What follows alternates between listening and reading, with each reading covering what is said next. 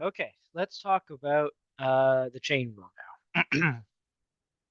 Probably the most error-prone, at least basic derivative rule I think students have.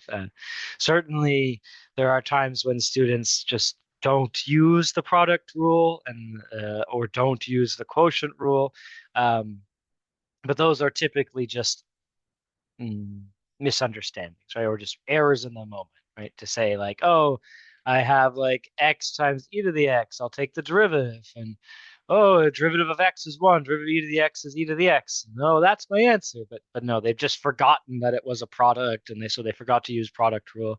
Often when I remind students that they were multiplying, they remember to use product rule. But chain rule causes all kinds of issues. So let's talk about that. So let's write it down first as like the typical definition you'll see, which is if I'm taking a derivative with respect to x, let's say, that'll be my variable, of some composition of functions, right?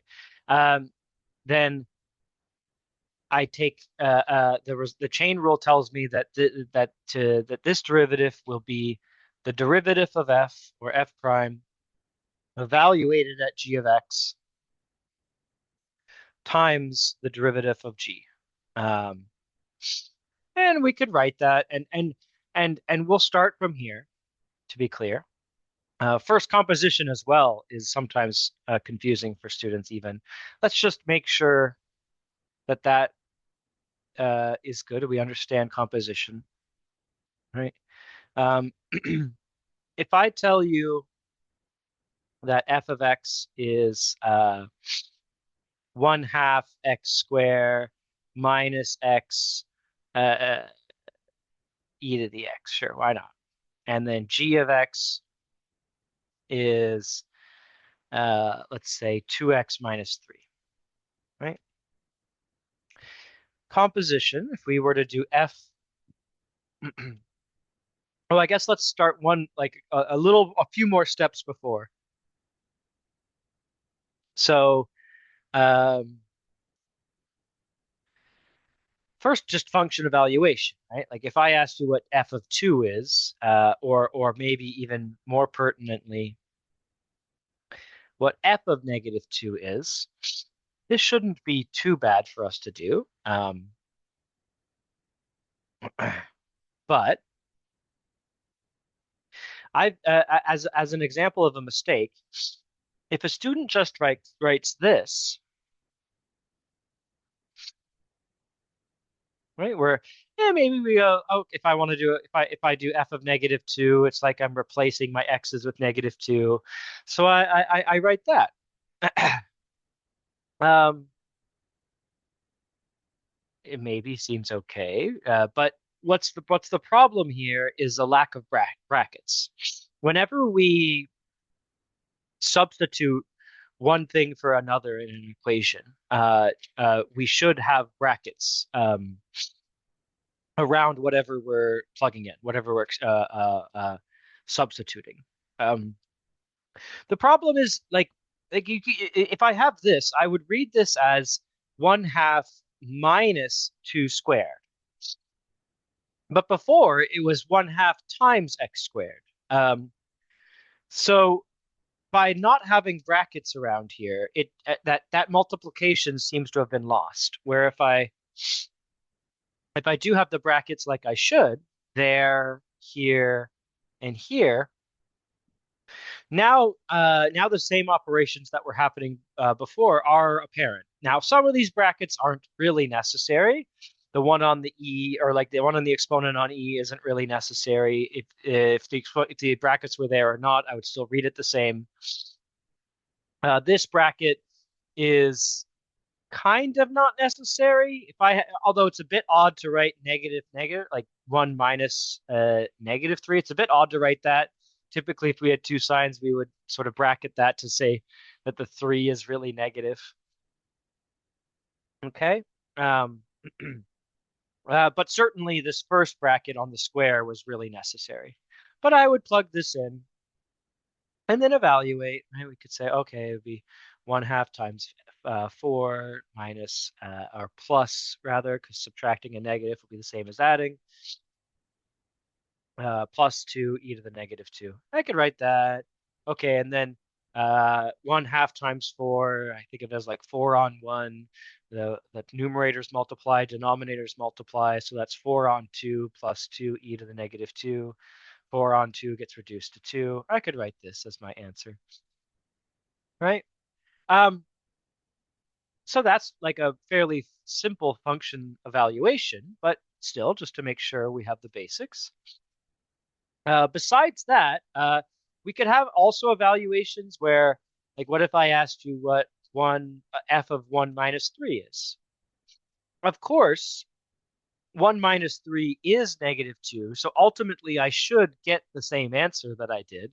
If I plugged this in and got a different answer, one of the ways that I did that, or maybe both, I guess, at least one of the ways I did these calculations must not be right, right? But if I was doing f of 1 minus 3 and I want to keep the 1 minus 3 as that, not as negative 2 for some reason, it's really the same thing. I replace the x with 1 minus 3 everywhere with brackets. So like 1/2 1 minus 3 squared minus 1 minus 3 e to the 1 minus 3. Brackets there to be careful, I guess, although not necessary. Again, look at what this looks like if I don't have the brackets, right? If I don't have the brackets, then it really changed. Then I have like 1/2 times 1 minus 3 squared minus 1 minus 3 times e to the 1 minus 3. Changes the whole meaning. I've also seen students as like another like sort of simple mistake. I've seen students too, like basically think of it as like f of 1 and then minus 3 after. Usually there's a variable here. That's why maybe it looks a bit more confusing, but um, yeah, that doesn't happen. It doesn't like factor out or something. It's not f times these things either, right? It's not like it would be f of 1 minus f of 3, not like distributing the f, okay? But that's um, some evaluation. Let's return to um, our first question here. Let's get rid of this.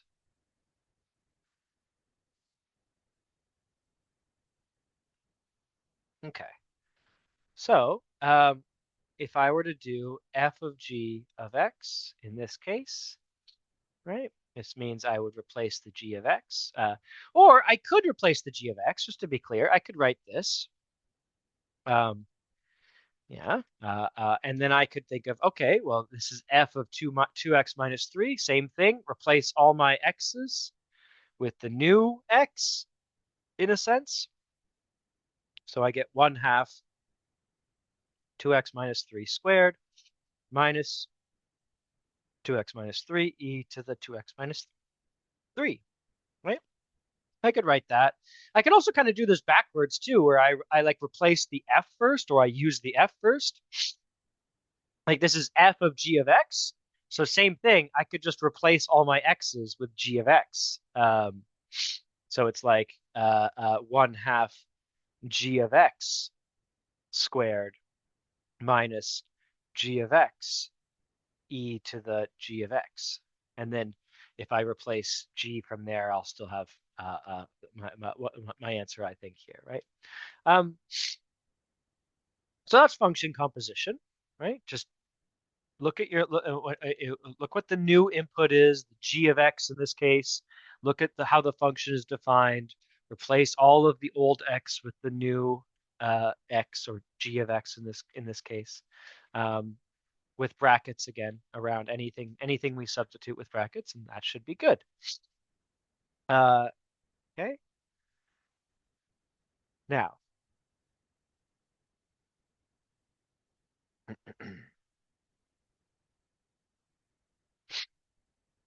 now let's do a problem with chain rule. Let's say I was doing d by dx of, let's do 3e to the x squared plus 1, right? Okay. At first, when you first start doing chain rule, I would recommend you to try to figure out what the f and g are first, and then compose them to make sure you're right. This should be the if it really is chain rule, this should be the composition of at least or of two functions. Um, yeah, think of what your f and g are, compose them to make sure you have the right choices. Uh, this is good, and then use your chain rule directly. This is a good thing generally to do. So let's try. Let's try to think of what the f and g are. Um,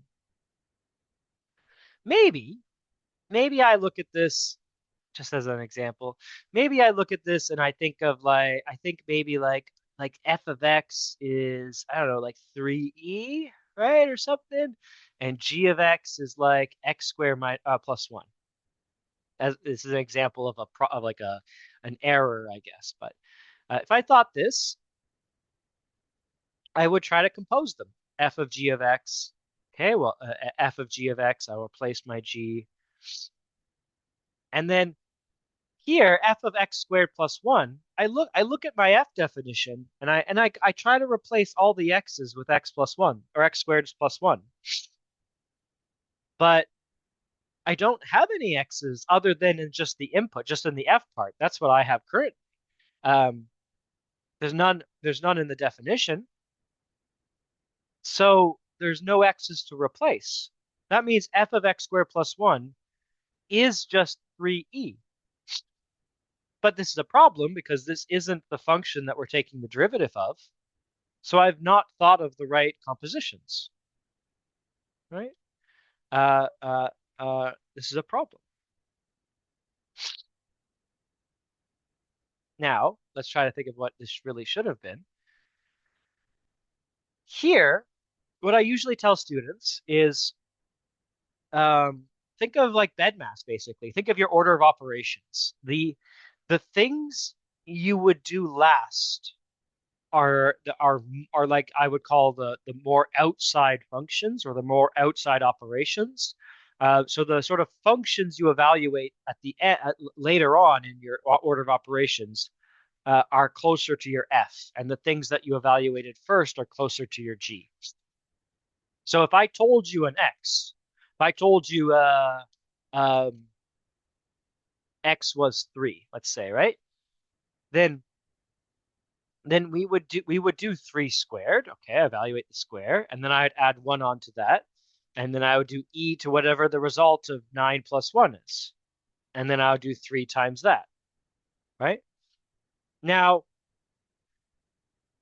that could mean that like my really, or like one outer function is to say that my that times 3 perhaps was my outer function, so it's just 3 times whatever I had.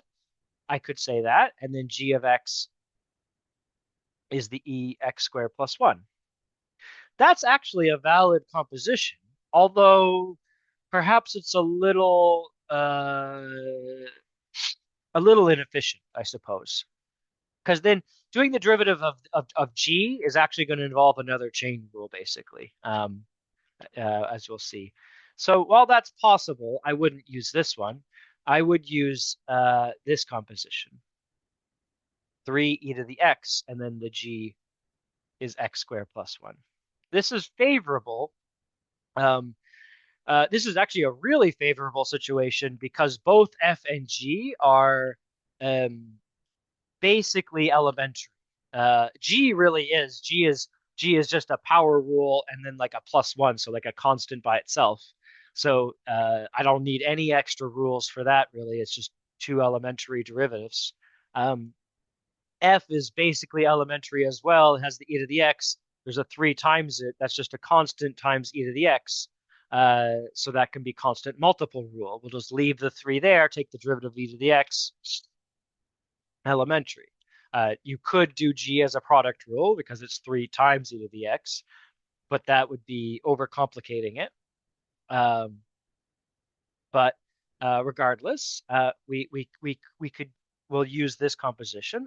Again, if you're doing this by yourself, I would tell you to compose f and g to make sure it's the function you have. We'll skip over that step now, but we'll go with this. Once I have the right functions, I can take the derivative with respect to x of both of them. So f prime will be 3e to the x. Okay? The 3 sits there. Derivative of e to the x is e to the x. Boom. G prime, again, power rule. That'll just turn into 2x. Constant by itself turns into 0. Good. So I can use my quotient or my chain rule.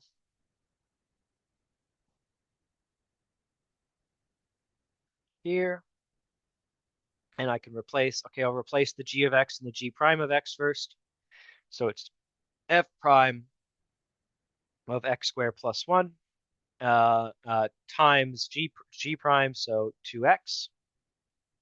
2x plus 0 is just 2x, of course. And if I was really being careful, I could put these things in brackets, but in this case, the brackets don't change how I read it. Okay. And then f prime of x squared plus 1 is, again, I just look at my f prime, replace all my x's with x squared plus 1s. So I get 3e to the x squared plus 1 times 2x.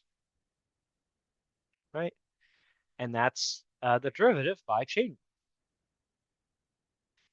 Now, this is all well and good. And again, if you're uncomfortable with chain rule, I would encourage you to write the f and g, check whether the composition gives you the right function, apply the rule in this more methodical way. But later on, let me explain another way to think of chain rule that makes it much faster, in my opinion. Let's talk about this one again. This sort of stems, or like I really noticed this just from error. Well, I usually describe this from errors students make. Like sometimes students will just tell me that this is that. Under the idea that like, oh, it's like e to the x. Not really, but like e to something, and the derivative of e to the x is e to the x. So why not this? Why can't this be right? And this is very close actually. This is what I usually call the sort of naive derivative, that just because you're sort of going off of the fact that that this is true, right? That is true, and maybe you're actually trying to justify it by saying that we're substituting x for x squared plus 1. Or maybe you just don't really think too much about it, but you sort of write this, by the way, the substitution thing. Whereas usually we can substitute. Like if I have like sine square theta plus, remember this like really important trig identity. Because this is true, it also means like sine squared of x squared plus 1 plus cos squared of x squared plus 1. That's also equal to 1, right? I can like substitute in for x squared plus 1 where the theta is. That I can do that. That's okay. You can't do that kind of thing with derivatives, and then later on in integral calc you can't do it with integrals either. It's really because, well, I guess the easiest thing to talk about is that it's d by dx. That kind of like that x in the derivative, that would have to change as well. There's more like technical reasons why, but we don't need to quite get into them right now. And maybe you'll learn them in a later class, or if you are so inclined to learn more about math. But you just at this point just sort of keep it as an idea that if you have a sort of derivative law or integral law, some elementary derivative, elementary integral later on, you can't substitute into them like this, okay? But you can start your chain rules with this sort of naive derivative. And all you need to do is multiply by the derivative of what you're treating like x, right? It's sort of like if you did sort of think you were substituting, it would be like, oh, this is like e to the x and e to the x here. So we're treating the x squared plus 1 like it's an x. As long as I take the derivative of that and multiply it on, this will now be right. And so if I did that, I would get 3x, 3e to the x squared plus 1 times 2x. And there you go. In fact, in a silly way, if you think of it like this, you could always use chain rule. If I was doing d by dx of e to the 3, I could be like, oh, it's e to the 3, then times the derivative of 3. But the derivative of 3 is 0, so this makes it 0. If I was doing d by dx of e to the x, I could see it this way as well, that it's e to the x times x prime, but the derivative of x with respect to x is just 1. And so it's just e to the x. This is also how you could justify like the implicit type derivatives, that if I do d by dx of e to the y, this will be e to the y times the derivative with respect to x of y, or just dy dx typically. Right? We sort of always have this chain rule going on. If it doesn't look exactly like the derivative rule that you think you're using. Yeah? Okay. And this makes it really fast to do really like complicated chain rules. Like say if I was doing d by dx of e to the sine of root of um, log of x, let's say. So, right, if I was doing that derivative, this if you did like the FG method,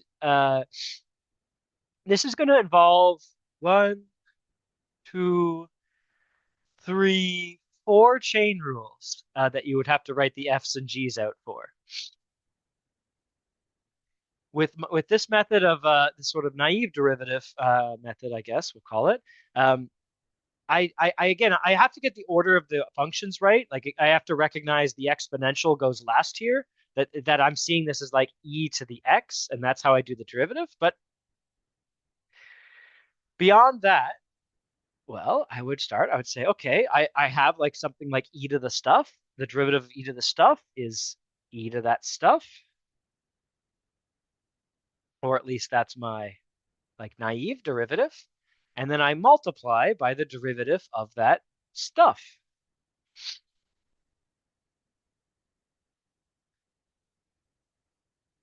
Right?